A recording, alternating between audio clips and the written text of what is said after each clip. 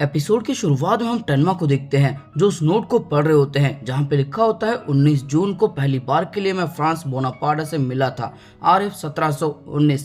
वो बहुत शांत और कमाल के इंसान थे। उनका लुक भी बहुत अच्छा था। वो हमेशा सूट पहनते थे।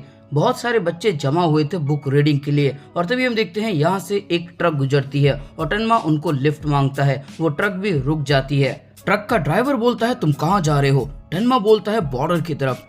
ये ड्राइवर बोलता है कौन से बॉर्डर? और तब टन्मा बोलता है चेक बॉर्डर। इसके बाद ड्राइवर बोलता है अंदर आ जाओ। टन्मा इसको शुक्रिया बोलता है और इसके बाद ये अंदर जाके बैठ जाता है और वहाँ पे ये नोट्स को फिर से पढ़ने लगता है जहाँ पे लिखा होता है दोपहर में बहुत सारे बच्चे जमा हुए थे बुक रीडिंग के लिए। वो एक अजीब सा मैंशन था, the red rose mansion, P. Brunoff W। Left की तरफ एक चर्च था और राइट की तरफ एक विंड वैन था। एक एक्सपेरिमेंट, एक कमाल का एक्सपेरिमेंट, इंसान के ऊपर बहुत सारे अन्याय और अत्याचार, एक कमाल का एक्सपेरिमेंट। इसके बाद ये ड्राइवर बोलता है तुम कहाँ से हो? टन्मा बोलता है मैं जापान से हूँ। इसके बाद ये ड्राइवर बोलता है पता नहीं जापानीज लोगों को ये पसंद आएगा या फिर नहीं, लेकिन तुम ये खा सकते हो, मेरे लंच से ये बच गया था। इसके बाद टन्मा बोलते है कि नहीं इसकी जरूरत नहीं है, आपका शुक्रिया। ये ड्राइवर बोलता है इसे खा लो, तुम्हें देख के साफ पता लगता है कि तुम कभी भी बेहोश हो सकते हो। इसके बाद टन्मा ये बर्गर ले लेता है और उसे खाने लगता है और इनका शुक्रिया अदा करता है। ये ड्राइवर बोलता है अगर तुम खाना नहीं खाओगे तो तुम लंबी जर्नी में ज्यादा देर तक टिक नहीं पाओगे। इसके बाद टन्मा दिल में ही सोचता है मैं इस जर्नी को जल्द से जल्द खत्म करना चाहता हूँ। इसके बाद हम वर्डामैन और रिचवेन को देखते हैं जहाँ पे रिचवेन बोलते हैं क्या कहा तुमने टन्मा को जाने दिया, लेकिन तुमने ऐसा क्यों किया? तुमने उसे रोका क्यों नहीं? और तब वर्डामैन बोलते हैं तुम्हें भी पता है टन्मा को रोकना मुश्किल ही नहीं नामुमकिन है, और वैसे भी ईवा गायब हो चुकी है। टन्मा भी जेल से भाग गया है ताकि वो ईवा को बचा सके। इसके बाद रिचवेन बोलते हैं वो लॉयर जिसका नाम बाउल था, शायद वो वही इंसान है जो मुझे मारने आया था मेरे क्लिनिक पे। इसके बाद वर्डामैन बोलते हैं और वो मेरे पास इसलिए आया था ताकि वो मेरे पापा के नोट को चुरा सके। रिचवेन बोलते हैं तुम्हारे पापा के नोट सच में बहुत ज्यादा इंपॉर्टेंट होंगे। इसके बाद वर्डामैन बोलते हैं चलो यहाँ से चलते हैं, और तब रिचवेन बोलते हैं कहाँ? और इसके बाद वर्डामैन बोलते हैं जहाँ पे टन्मा गया होगा, रेड रोज मैंशन। इसके बाद रिचवेन बोलते हैं लेकिन वो कहाँ पे है? और इसके बाद वर्डामैन बोलते हैं मेरे पापा ने बहुत कुछ डिस्क्रिप्शन लिख रखा है लेकिन सब कुछ शायद कोड में नहीं है। P. Brunoff W। अगर P का मतलब प्राग है और W का मतलब वेस्ट है, यानी कि प्राग के ब्रुनोफ के वेस्ट की तरफ वो जगह है जहाँ पे एक विंड वैन है राइट की तरफ और लेफ्ट की तरफ एक चर्च है। इसके बाद रिचवेन बोलते हैं उम्मीद करता हूं कि मैंशन में हमें कुछ खास मिल जाए या फिर कोई आई विटनेस मिल जाए, लेकिन ऐसा होना बहुत मुश्किल है। तभी वर्डामैन बोलते हैं ऐसा हो सकता है, मेरे पापा के नोट में लिखा है कि आफ्टरनून में बच्चे वहां पे बुक रीडिंग के लिए आया करते थे। रिचवेन बोलते हैं तो वो बच्चे हमारे आई विटनेस हो सकते हैं। इसके बाद वर्डामैन आगे जाने लगते हैं। तभी रिचवेन बोलते हैं मुझे माफ करना, टन्मा चला गया इसलिए मैंने तुम्हें जिम्मेदार ठहराया। इस सिचुएशन में मैं भी टन्मा को नहीं रोक पाता।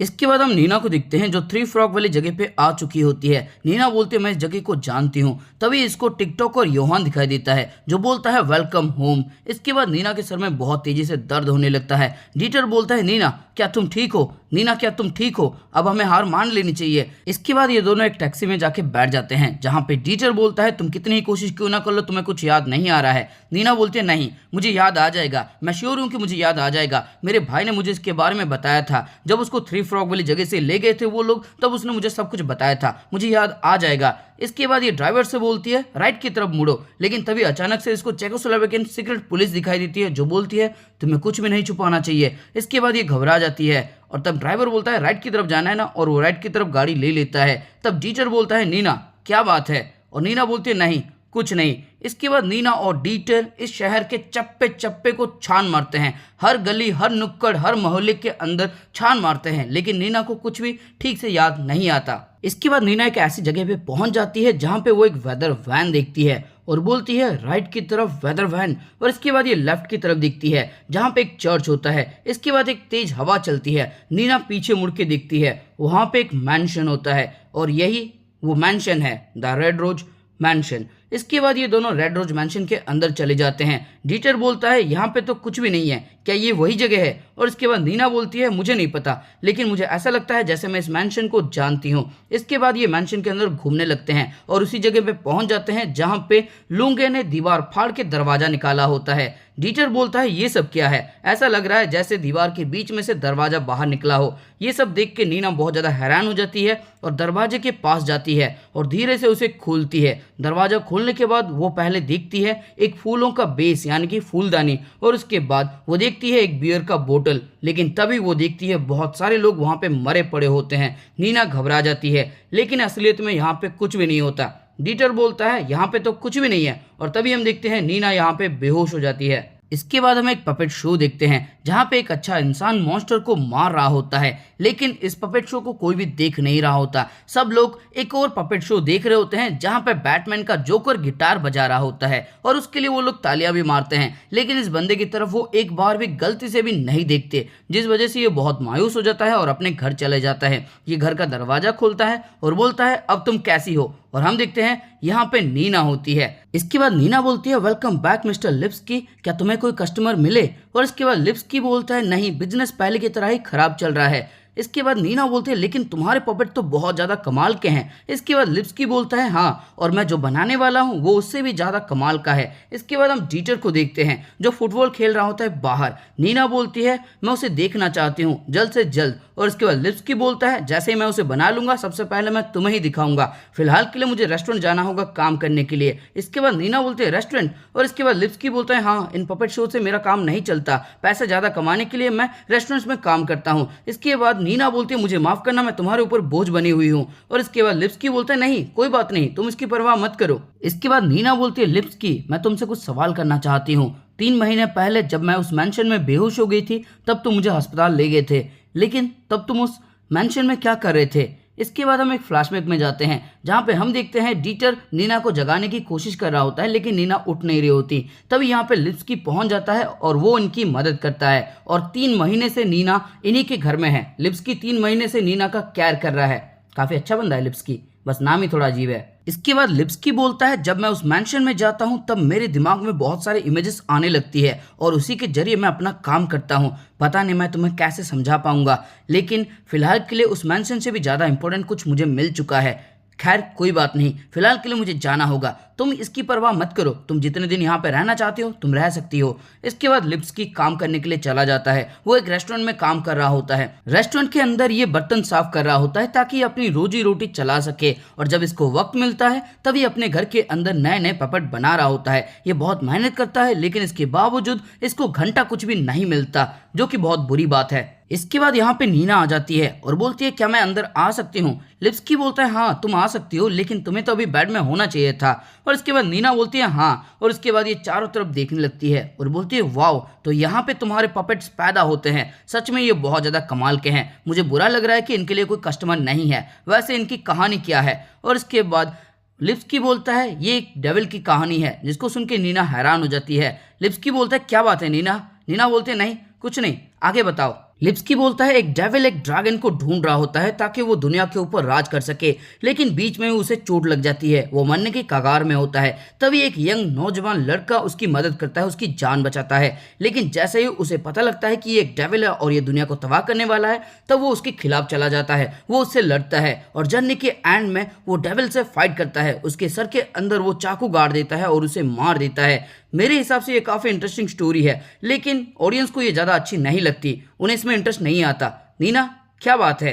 और इसके बाद नीना बोलती है अगर मैं उसकी जगह पे होती तो मैं भी यही करती, लेकिन मैं ये सब उसे करने नहीं दे सकती। अगर तुम इंसान होते तो क्या तुम उस डेविल की जान बचाते? इसके बाद लिप्स्की बोलता है अच्छा तो तुम्हें ऐसा लगता है, मैं श्योर हूँ कि अगर वो यहाँ पे होता तो शायद ये स्टोरी उसे बहुत अच्छी लगती। इसके बाद नीना बोलती है किसे? और लिप्स्की बोलता है वो इन्हीं बुकशेल्फ पे है, ये सारे पिक्चर बुक उसी ने लिखे हैं, जैकोब फरेबेक, क्लाउस पोपे, एमिल शर्वे। इतना सुनने के बाद नीना बोलती है ए नेमलेस मॉन्स्टर। इसके बाद लिप्स्की बोलता है मैं तो सरप्राइज हो गया, तुम्हें इसके बारे में पता है? उसने बहुत सारे पिक्चर बुक्स लिखी थी। जैकोब फरेबेक, एमिल शर्वे, क्लाउस पोपे, ये सब के सब एक ही इंसान के पेन नेम्स हैं। उसका असली नाम था फ्रांस बोनापार्टा। नीना ये नाम सुनते ही एक फ्लैशबैक में जाती है जहां पे वो फ्रांस बोनापार्टा को देखती है, जो अपना हाथ आगे बढ़ाता है और बोलता है इंसान जो चाहे वो बन सकता है। इसके बाद लिप्स्की बोलता है मैं एक सुपीरियर बच्चा नहीं था, इसीलिए बुक रीडिंग क्लासेस से मुझे बाहर निकाल दिया गया। इसके बाद नीना बोलती है बुक रीडिंग क्लासेस, और इसके बाद लिप्स्की बोलता है हाँ, रेड रोज मैंशन के अंदर France Bonaparte book reading classes रखा करते थे, मैं वहाँ पे एक स्टूडेंट था। पहले मुझे समझ में नहीं आया, लेकिन बाद में मैं सब कुछ समझ गया। इसके बाद वो एक कहानी सुनाने लगता है जहाँ पे एक डीमन बोलता है चलो एक डील करते हैं, चलो एक डील करते हैं, और एक बड़ी आंखों वाला बंदा बोलता है कि नहीं, तुम्हारे साथ मैं कोई भी डील नहीं करूंगा। इसके बाद वो दूसरे बंदे के पास जाता है जिसका बड़ा मुंह होता है। बड़ा मुंह वाला बंदा बोलता है कि हाँ एक डील कर लेते हैं, चलो एक डील कर लेते हैं। इसके बाद उस बड़े मुंह वाले बंदे के पास एक फूलों का गार्डन आ जाता है, लेकिन वो बड़ी आंखों वाला बंदा वो बहुत ज्यादा भूखा होता है, क्योंकि वो बहुत ज्यादा गरीब होता है और वो भूख से तड़प रहा होता है। लेकिन ये जो बड़ा मुंह वाला बंदा होता है ये रोज नए नए फ्रूट खाता है, बहुत ज्यादा खुश रहता है हर रोज, और इस चक्कर में ये अपने गार्डन का ध्यान रखना भूल जाता है। धीरे धीरे इसके गार्डन सूख जाते हैं और उसके बाद इसका गार्डन पूरी तरह से मर जाता है और ये खुद रोने लगता है और बोलता है कि काश काश मैंने उस डीमन के साथ कोई डील ना की होती। इसके बाद हम बड़ी आंखों वाले बंदे को देखते हैं जो बहुत ज्यादा भूखा होता है, भूख की कगार में वो मरने वाला होता है। वो रोने लगता है और बोलता है काश काश मैंने उस डेविल से डील कर ली होती। इसके बाद हम देखते हैं वो डेविल फिर से किसी और के पास जाता है और बोलता है चलो डील करते हैं। इसके बाद हमें पता लगता है कि ये एक बुक की स्टोरी है जिसका नाम था the man with big eyes and the man with big mouth, और इसको लिखा होता है जैकब फाराबेक ने।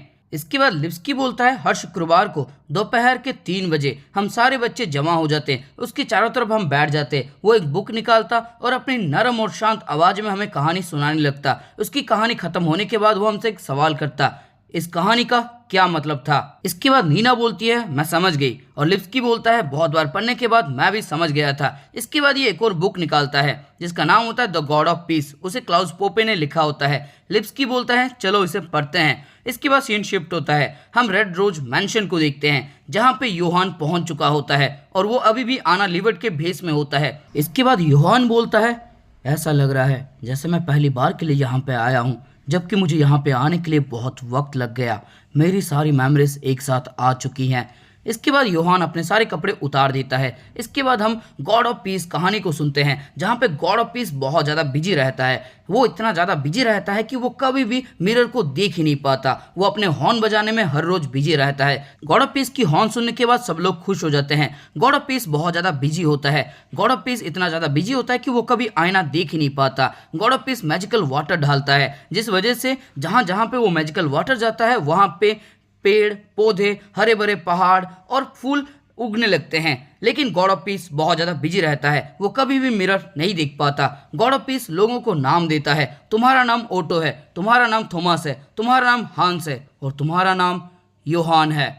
इस नाम को सुन के योहान बहुत ज़्यादा खुश हो जाता है और गिफ्ट के तौर पे वो अपना हैट गॉड ऑफ पीस को दे देता है। गॉड ऑफ पीस बहुत ज़्यादा खुश हो जाता है उस हैट को पाके, और वो अपने आप को देखना चाहता है कि उस हैट में वो कैसा दिखता है, और पहली बार के लिए वो मिरर को देखता है। लेकिन वो मिरर में देखता है वहाँ पे एक मॉन्स्टर होता है, जो मॉन्स्टर बोलता है तुम मैं हूँ और मैं तुम हूँ, तुम मैं हूँ और मैं तुम हूँ। इसके बाद गॉड बोलता है नहीं नहीं, ऐसा नहीं हो सकता, मैं इस डेविल के साथ कैसे खुश रह सकता हूँ, मैं क्या करूँ, मुझे क्या करना चाहिए, मैं क्या करूँ। इसके बाद हम रियल टाइम में आते हैं जहाँ पे लिप्स्की बोलता है क्या तुम्हें पता है उस गॉड ने क्या किया। मैंने पता लगा लिया है, क्या तुम्हें पता है। और इसके बाद नीना बोलती है हाँ मुझे पता है। इसके बाद हम योहान को देखते हैं जो बोलता है आखिरकार हम मिल ही गए, मैं घर वापस आ गया, वेलकम बैक मॉम, ये मैं हूँ। मॉम मुझे नहीं लगता कि आप हम दोनों में से कोई अंतर कर सकती हैं। I am her, she is mine, I am you, you are me. दोस्तों यहाँ पे योहान ये कहने की कोशिश कर रहा है कि वो खुद नीना है और नीना योहान है। ये खुद अपनी मॉम है और इसकी मॉम खुद योहान है। आगे योहान बोलता है मॉम मैं समझ गया, मैं सब कुछ समझ गया, हम कहाँ से आए हैं, हम कहाँ जा रहे हैं, बाहर का मौसम बहुत सुहाना है। इसके बाद ये नीचे मिट्टी का तेल डालता है और उसमें आग लगा देता है, और हम देखते हैं नीना का कॉस्ट्यूम जो उसने यूज किया होता है उसको ये जला देता है और यहाँ से चुपचाप निकल जाता है। मैं समझ गई उस गॉड ने क्या किया था, मैं समझ गई। इसके बाद नीना अपने हाथों से बंदूक पकड़ने की एक्टिंग करती है और बोलती है उसने बंदूक अपने माथे पे रखी। इसके बाद हम देखते हैं योहान को जो बोलता है शूट मी। और दोस्तों इसी के साथ ये एपिसोड हो जाता है खत्म।